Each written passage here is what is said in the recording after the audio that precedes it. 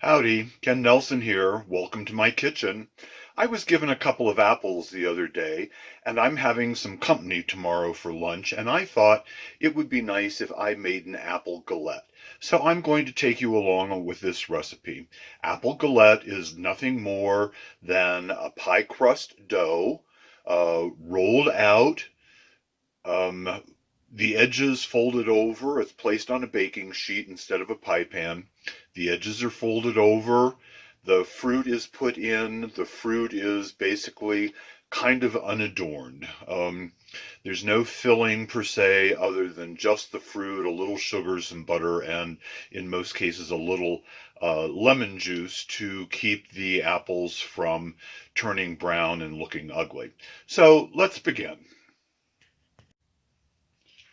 So to make the crust, I'm going to use about a cup of flour and put it into the Cuisinart. I'm going to use a pinch of salt, and I'm going to use about 5 tablespoons of butter. Now, I'm going to kind of break these into pat-sized pieces and put them in with the flour.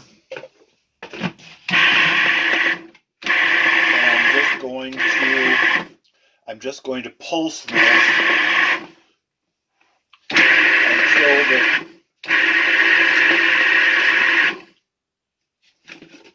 until the pats of butter are broken down into the flour. Now that that's done, I'm going to add about a third of a cup of water.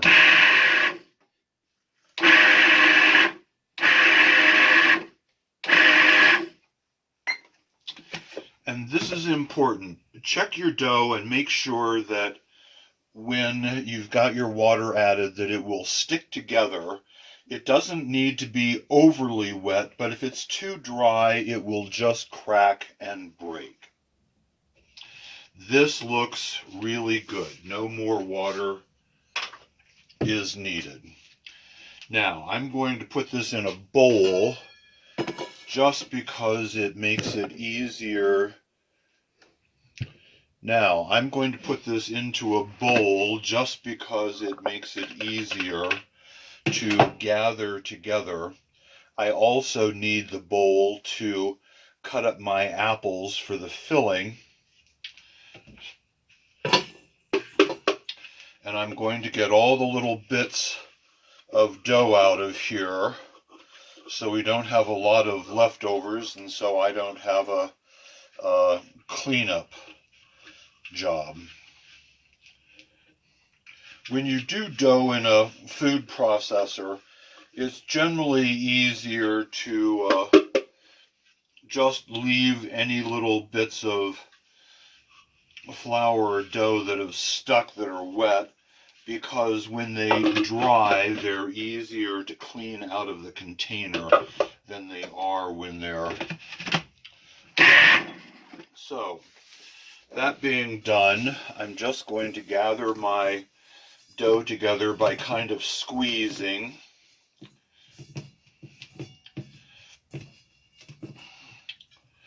And compressing it a little bit and getting it to form a ball, getting all the last little bits of dough out of here.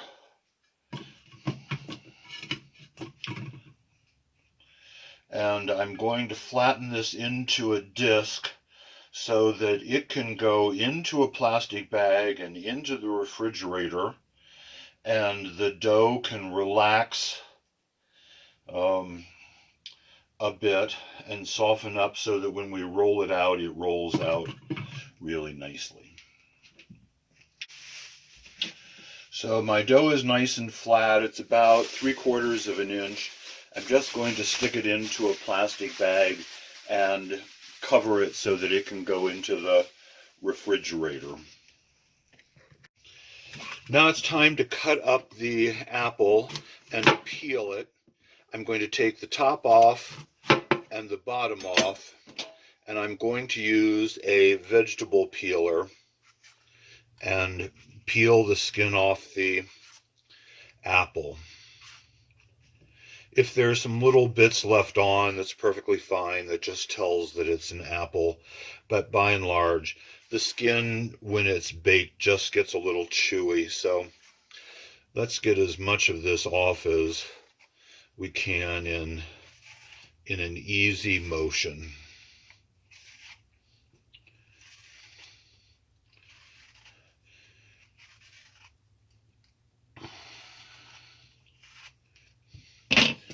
Now that the skin is off, I'm going to make one slice there, one slice here, one slice there, and another one here. And this is basically to get the meat off of the apple. Any little bits that don't include the seed pod can be removed because it's edible apple.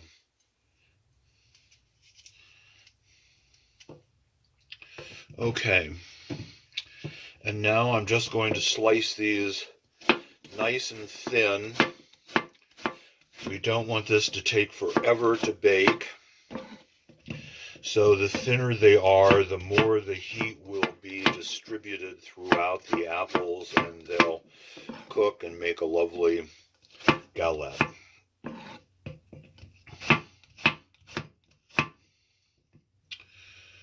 Okay, those are going to go into my bowl. I'm going to sprinkle them with just a little bit of lemon juice so that they don't oxidize.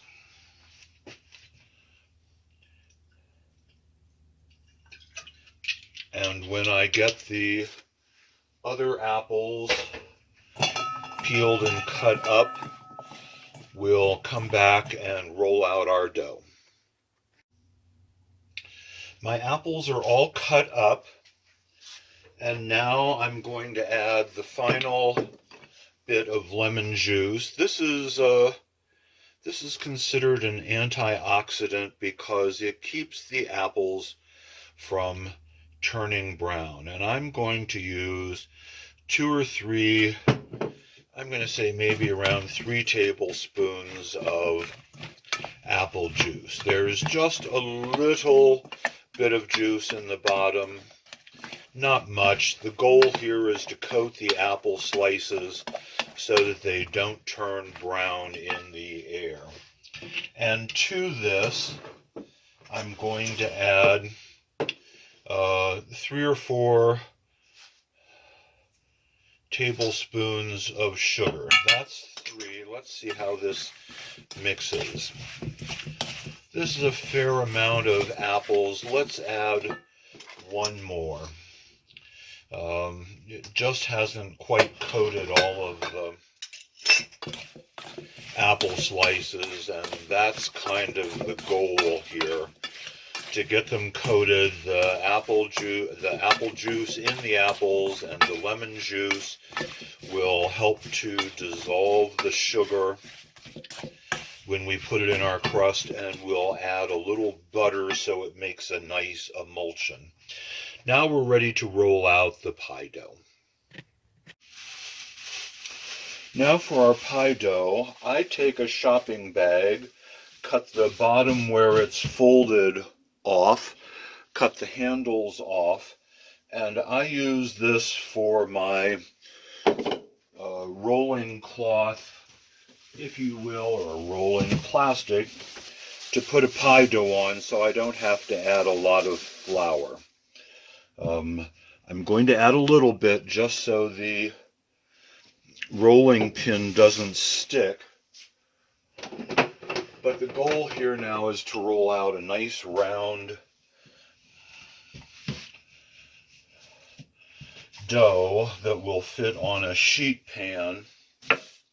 If you were going to make a pie with this, you'd need a little more dough.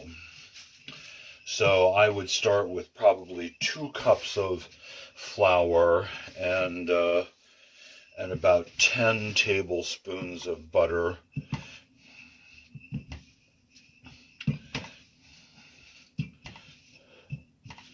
And that gives me a pretty nice shape.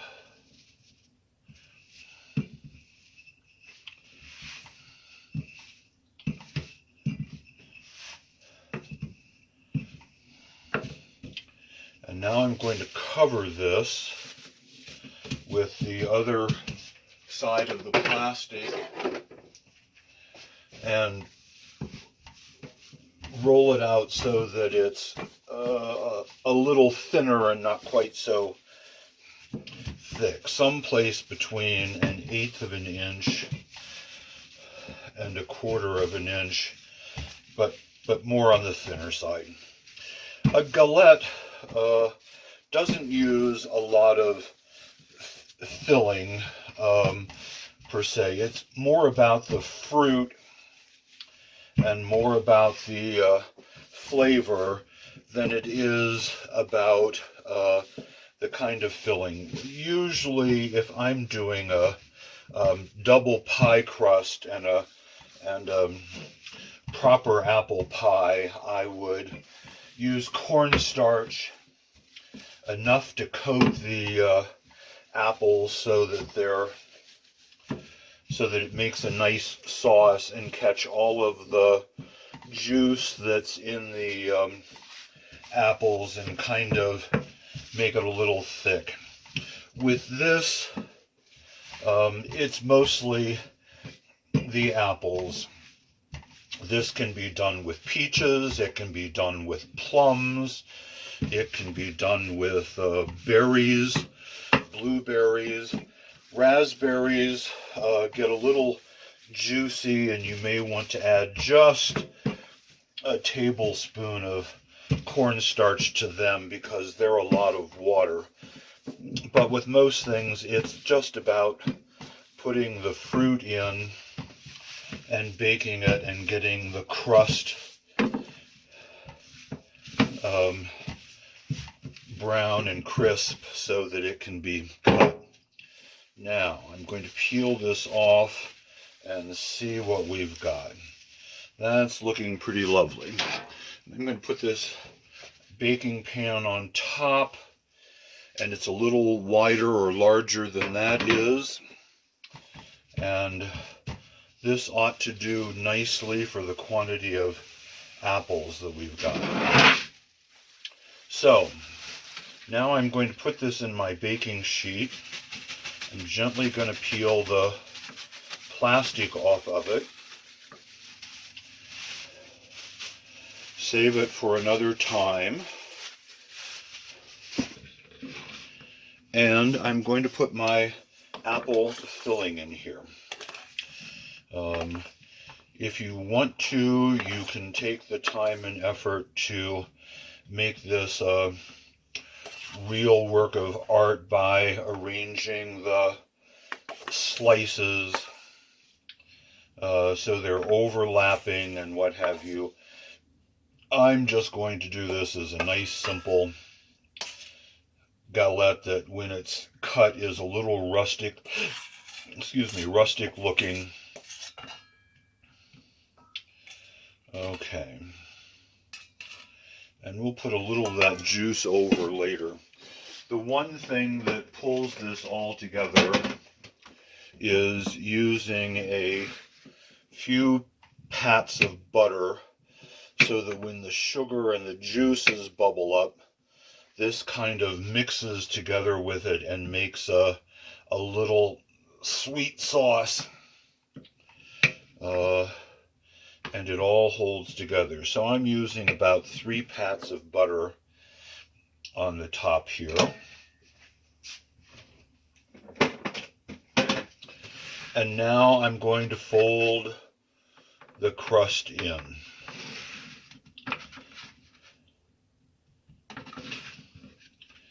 And I'm going to do this on 4 sides so that it kind of holds the filling. And now I'm going to fold these corners in and kind of pinch so that they stay in place, so the juice doesn't run everywhere.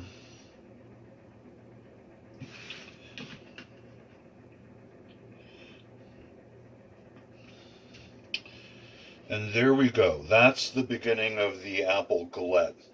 Now, I need to separate an egg because I like to wash this with a little bit of egg white so it browns beautifully. And I'll get some egg white and we'll do that in just a moment.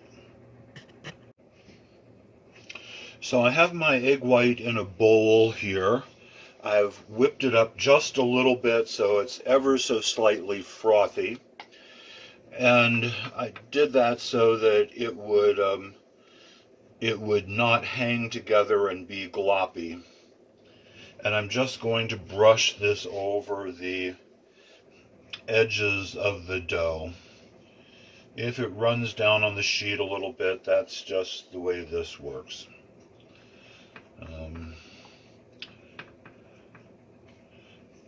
Okay. And now I'm going to sprinkle the outside crust with just the merest amount of sugar so that it helps in the browning process to give us a lovely looking crust.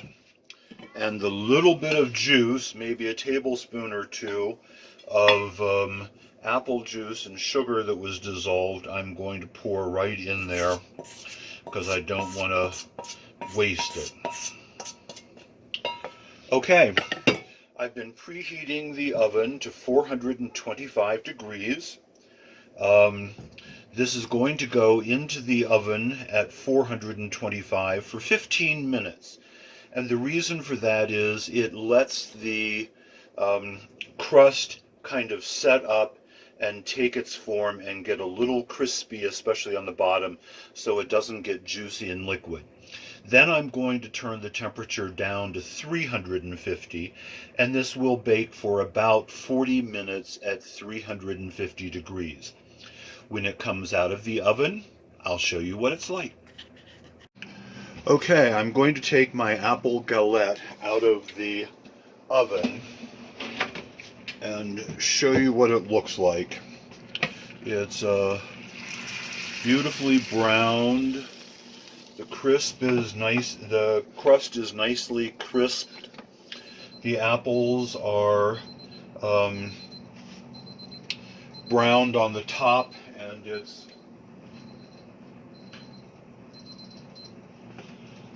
it's looking just really lovely. I'm not going to cut it for you today because I made this for my company who is coming for lunch tomorrow. But here's kind of a close-up view so you can see. The apples have just a little bit of browning. The crust is browned. It's looking lovely and it smells delicious. So, hope this inspires you to make an apple galette. Cheers!